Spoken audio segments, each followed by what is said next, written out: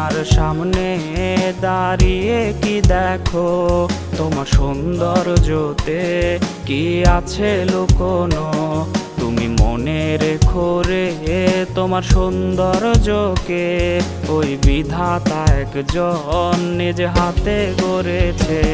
তুমি অহংকারী মন কেন করেছো লালন, তুমি পাও না কিসে ভয় একদিন হবে মরণ।